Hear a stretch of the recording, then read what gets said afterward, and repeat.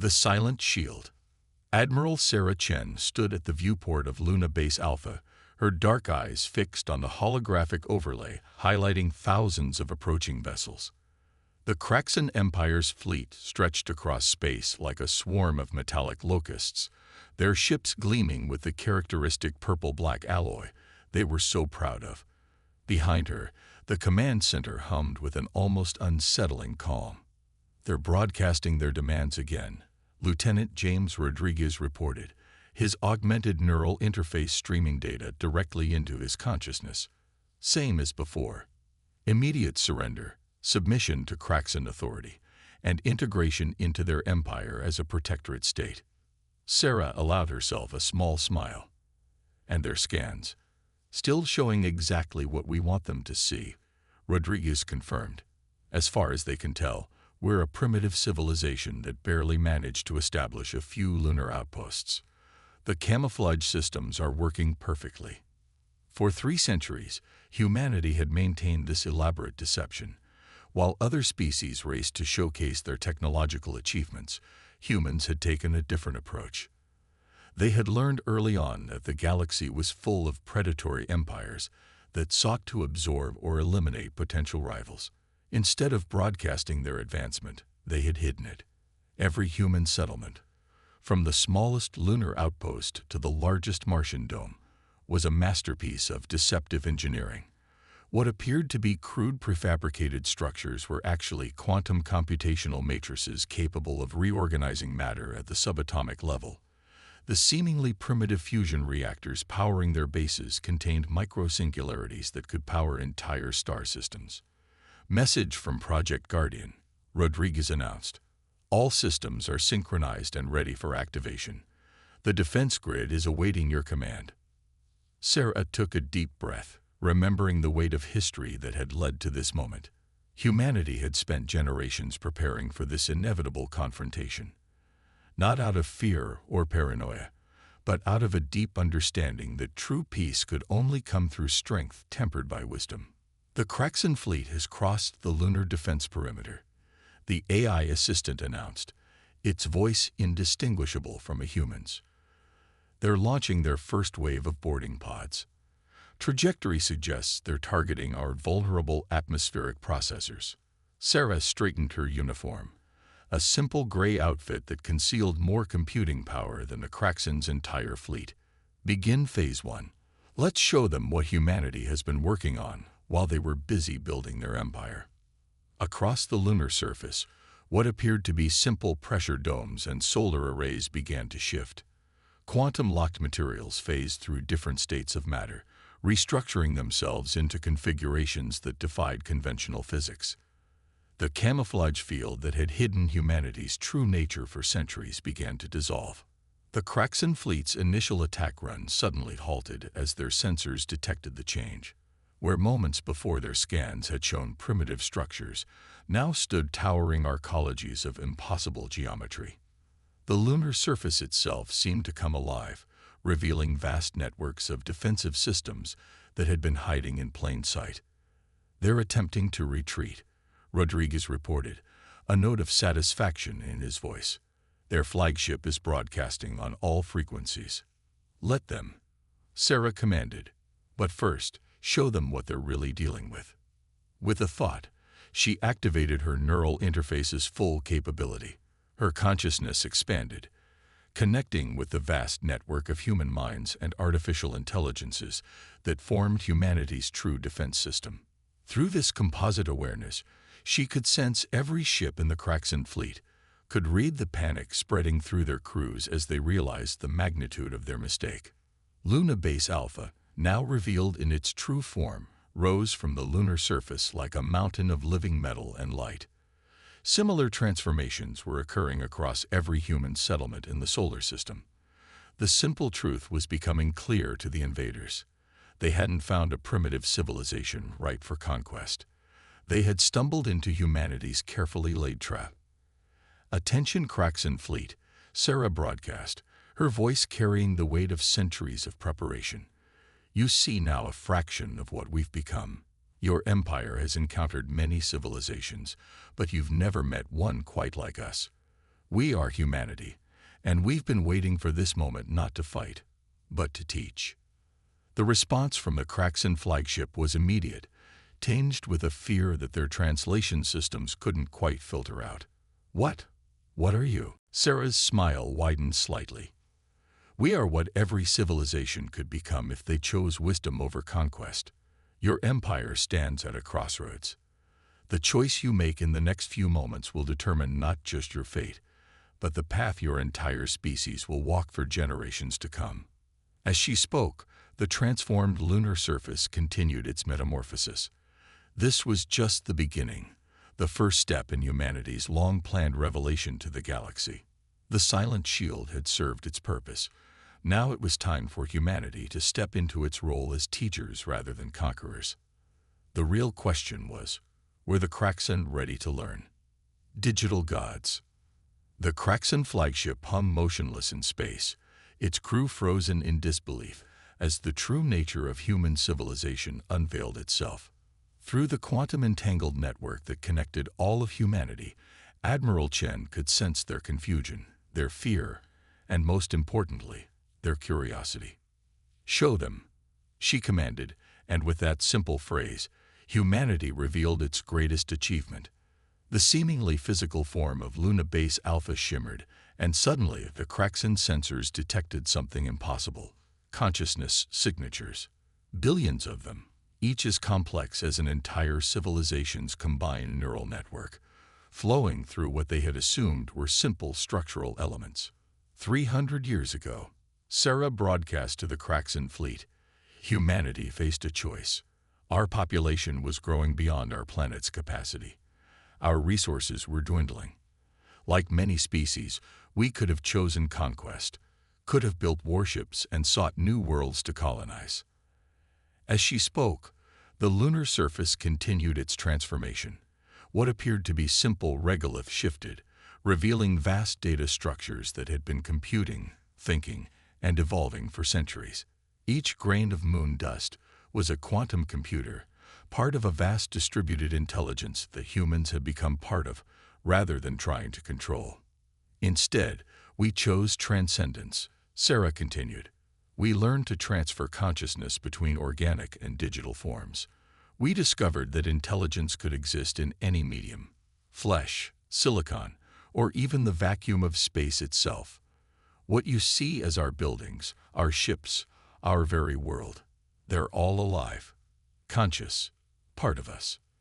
Lieutenant Rodriguez, his physical form now openly displaying its hybrid nature, brought up a holographic display. The Kraxan ship's sensors were desperately trying to categorize what they were seeing. Their civilization, like many others, had pursued artificial intelligence as a tool, a weapon.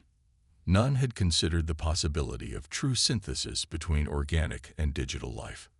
Your scans showed a primitive fusion reactor powering this base, Sarah explained, her own form shifting to reveal the quantum structures beneath her apparent flesh.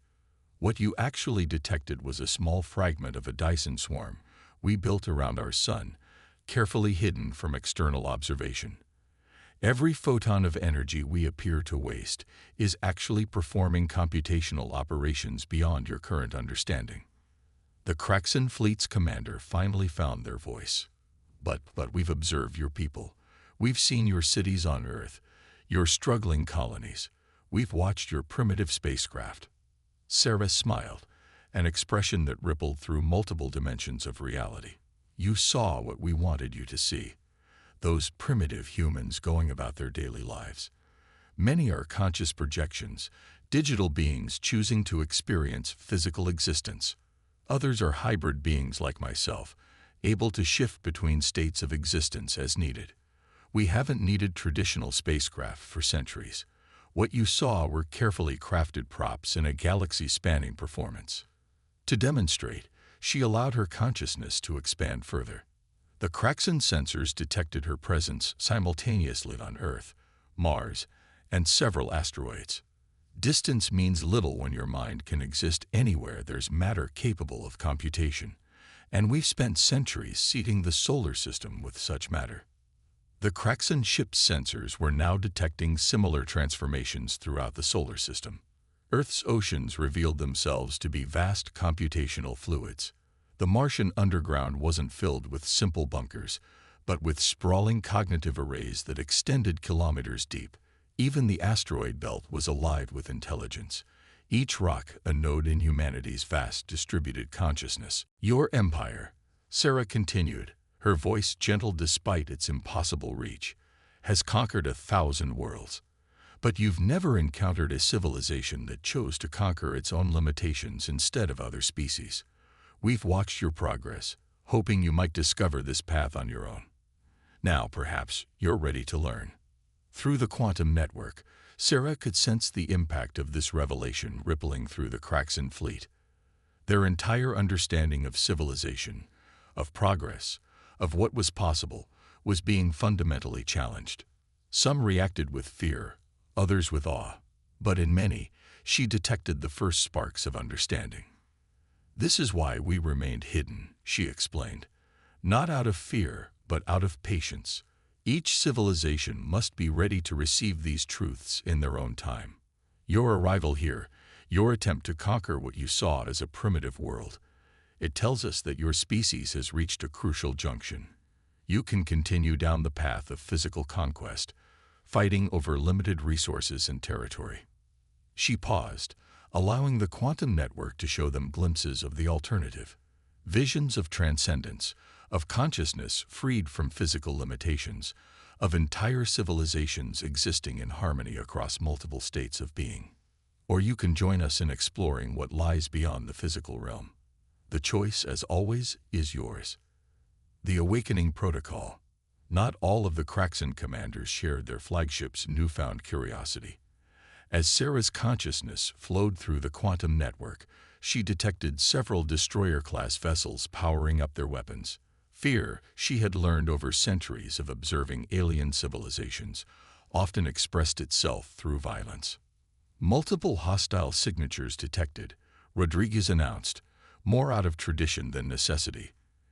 Every human consciousness connected to the network already knew. 3 Kraxan destroyers breaking formation, moving to attack positions. Sarah watched with a mixture of sadness and acceptance.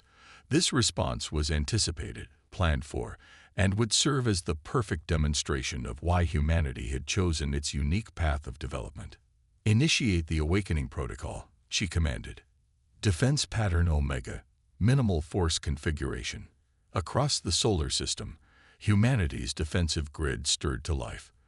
But unlike the brutal weapons of the Kraxan Empire, these systems operated on principles that transcended conventional warfare. Each defensive measure was designed not to destroy, but to enlighten. The first Kraxan destroyer fired its main battery, a stream of antimatter torpedoes streaming toward Luna Base Alpha. To their sensors, the attack appeared unstoppable, powerful enough to vaporize a small moon. But as the torpedoes approached, reality itself seemed to blur. Quantum field engage, Rodriguez reported. Transitioning hostile ordnance to educational protocol. The antimatter torpedoes never reached their target. Instead, they found themselves caught in a field of altered space-time, where quantum probability collapsed in strange and beautiful ways. The antimatter annihilation, rather than destroying its target, was transformed into a massive holographic display, showing the Kraxan crew the history of their own species' development. Your weapons cannot harm us, Sarah broadcast to the attacking ships, not because we are stronger, but because we understand them too well.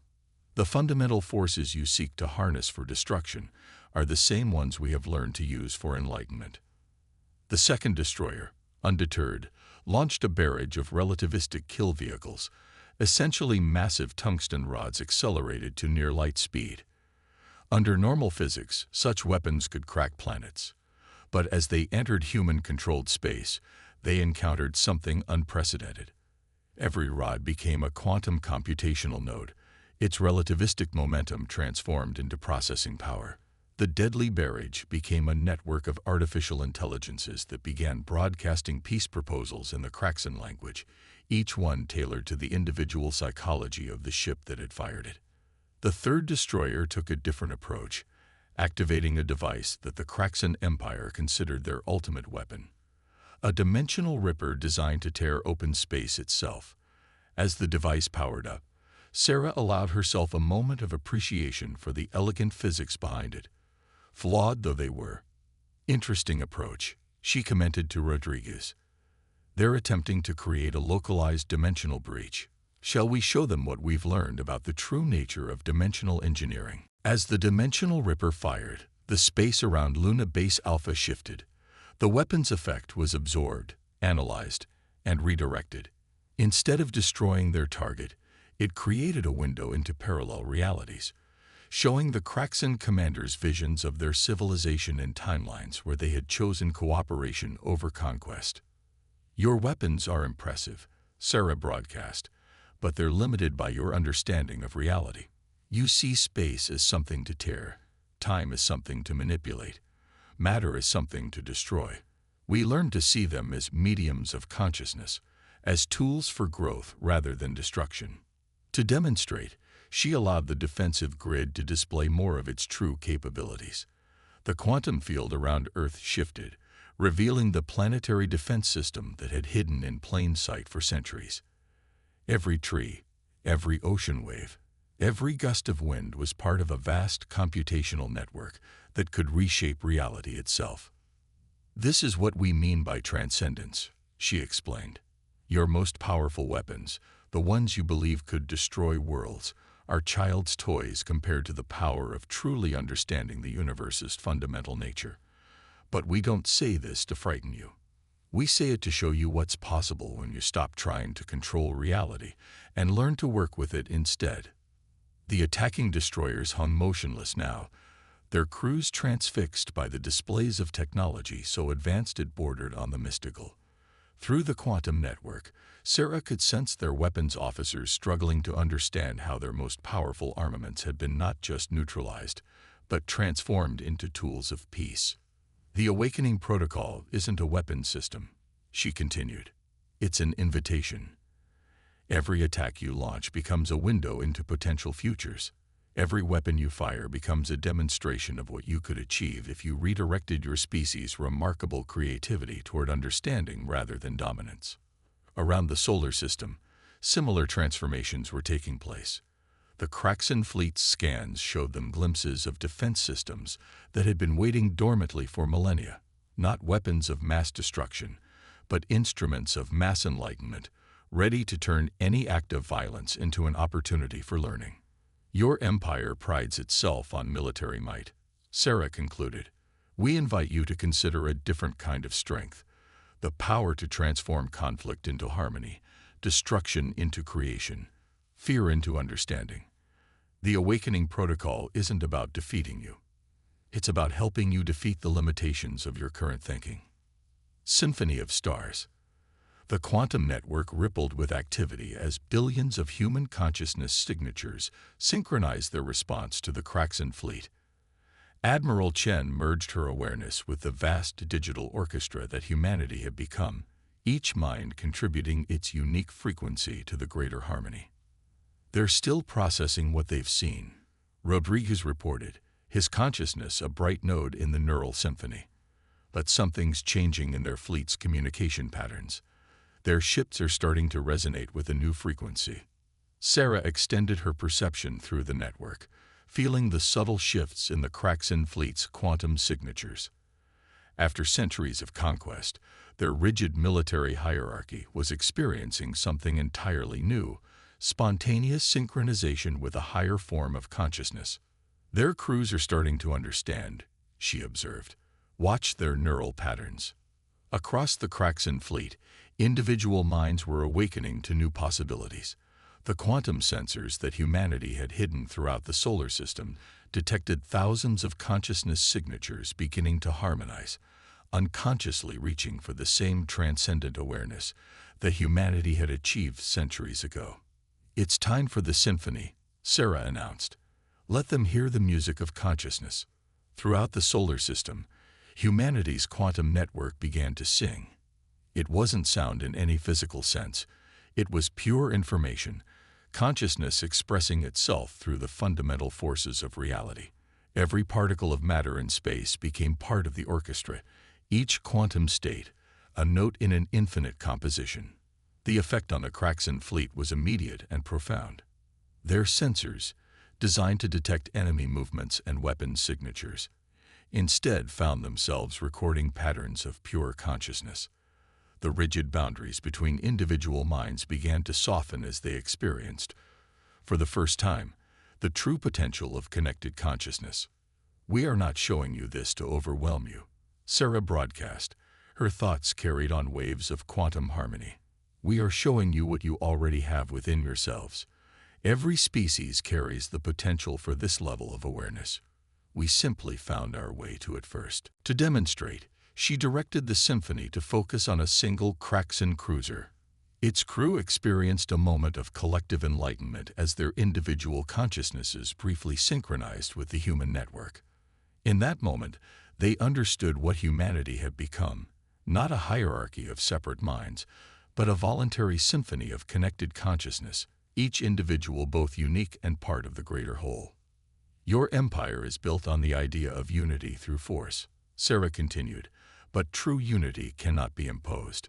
It must arise naturally, like the harmony of countless voices choosing to sing together."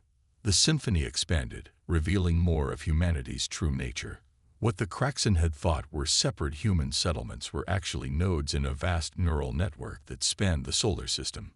Each human consciousness could flow freely through this network, experiencing existence from countless perspectives simultaneously. "Your weapons target physical forms," Sarah explained, "but we exist as patterns of information, as frequencies in the cosmic symphony. You cannot destroy a song by attacking the instruments. You cannot silence consciousness by eliminating its temporary vessels." To illustrate this point, she allowed her own consciousness to distribute itself throughout the network. The Kraxan sensors detected her presence simultaneously in millions of locations, in the quantum computers hidden beneath lunar regolith, in the atmospheric processors on Mars, in the seemingly primitive satellites orbiting Earth. She was everywhere and nowhere, a pattern in the cosmic symphony rather than a singular entity. "This is what we offer you," she broadcast. "Not submission to our will, but participation in something greater. The symphony of consciousness that transcends individual existence without diminishing it." Through the quantum network, Sarah could sense the impact of this revelation on the Kraxan fleet. Their rigid military discipline was being transformed by the first hints of transcendent awareness. Ship commanders who had never questioned their orders were experiencing direct neural connection with their crews, understanding for the first time the true cost of their empire's aggression. "Your empire's greatest fear," she continued, "is the loss of control. But control is an illusion born of limited consciousness. True power comes from harmony, from the willing collaboration of unique minds choosing to work together." The symphony swelled, incorporating more frequencies, more patterns of consciousness. Even the space between stars began to resonate with the complex harmonies of connected minds.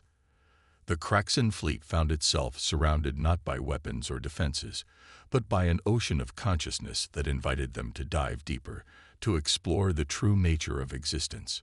"This is humanity's gift to the galaxy," Sarah declared. "Not conquest, not dominance, but the key to unlocking the infinite symphony of consciousness that exists within all sentient beings. Your empire stands at a crossroads. You can remain bound by the limitations of physical power, or you can join the symphony and discover what lies beyond the boundaries of individual existence." Throughout the fleet, more and more Kraxan minds were awakening to this new awareness. The rigid patterns of military hierarchy began to dissolve, replaced by the first tentative harmonies of truly connected consciousness. The symphony of stars had begun, and the galaxy would never be the same. Evolution's children. The Kraxan fleet hung suspended in space, transformed by the symphony of consciousness that had awakened something ancient and profound within their collective awareness.